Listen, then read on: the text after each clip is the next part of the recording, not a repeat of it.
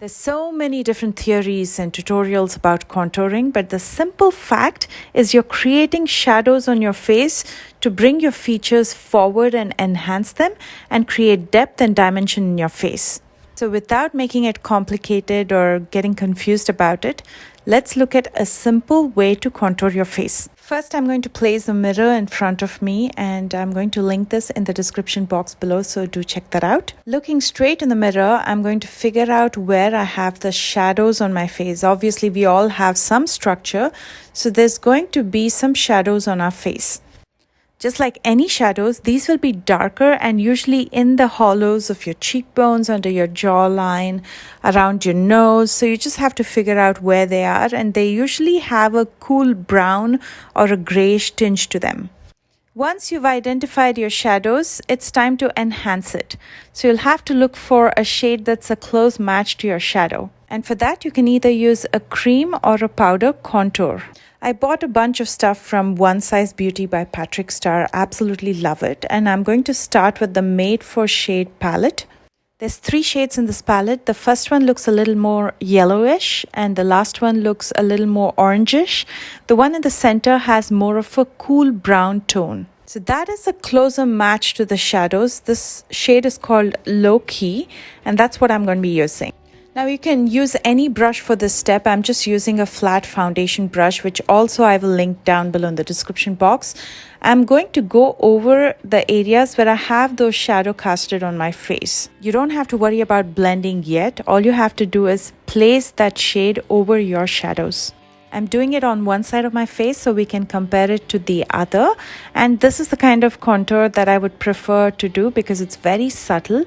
It enhances your features, but it's not very dramatic. Now I'm using a clean, fluffy, angled brush to blend this out. It's not going to look like you have a lot of makeup on your face. Instead, it's going to look like it's your natural shadows. You've just enhanced it, especially in pictures and photography. It's going to look fantastic. This angled brush is from the drugstore, but you can use any powder brush, it'll work the same. If you don't have cream or powder contour, you can also use eyeshadows. In case you find it hard to figure out where the shadows are on your face, you just have to play with light. Use either a flashlight or some kind of a light source and play around with it to cast those shadows on your face.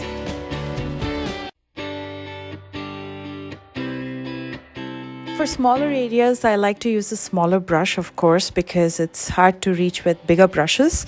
I'm just using a small angled brush to contour my nose. Again, as you can see, I'm going along the areas where those shadows are casted on my face. And while I'm placing it, I'm also blending it out with my finger so there's no harsh lines left and it blends into my skin.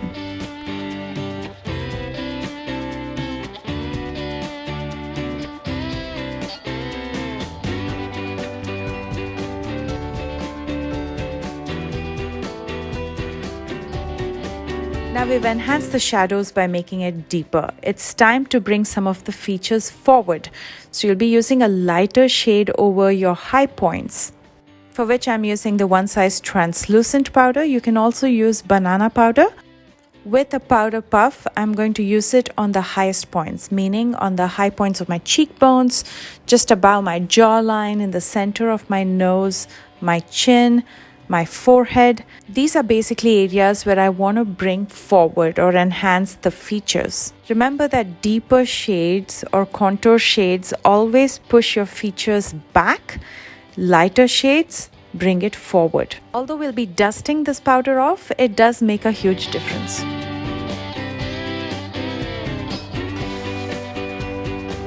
Finish up this everyday look, I use a blush, and I'm going to be using again the One Size Cheek Clapper palette. There's a couple of different blushes in here. The first one is a cream blush, so I'm going to avoid using that over powder. The last one is it has a little bit of shine, so I try to avoid using blushes with shine because they can enhance texture. I'm going to use the one right in the center called Rosebud, and I like to place the blush higher up on my cheekbones because that gives you a more lifted look. As you can see, that's extremely pigmented, but for everyday I don't want it to be that pigmented, so I'm going to be using a powder brush later to blend everything out. This last step is extremely important if you want everything to look as natural as possible. I'm using a large powder brush to go over my face once, blending everything together. I'm just going to dab it. It's a clean powder brush. There's no product on it. Actually, there's a little bit of residue of powder that I used previously, but that's okay. It doesn't make too much of a difference. So that's going to blend everything together and make everything look seamless. So if you compare my right side with my left side, you can see there is a subtle difference and a beautiful one, but it doesn't look dramatic or it doesn't look like I have too much makeup on. I'm going to do the same on the other side as well. Also, if you want an in-depth tutorial on complete sculpting, including contour, bronzer, blush, as well as highlighter, I'm going to link that video right after this video in the end screen, so do check that out. But for every day, this is all I do. Let's look at the before one more time. As you can see the dimension, you can see the shadows. Let's look at the after, and you can see how subtly it has enhanced everything. It looks so delicate and so sweet. I enjoy this kind of makeup and I hope you do as well. Let me know in the comments section below. And if you enjoyed this tutorial, please don't forget to thumbs up and let me know what else you'd like to watch. If you're new here, please consider subscribing and do check out the description box for all the products that I used and my social media links in case you plan to follow me there. I love you guys so much and I will see you soon with a brand new one. Bye guys.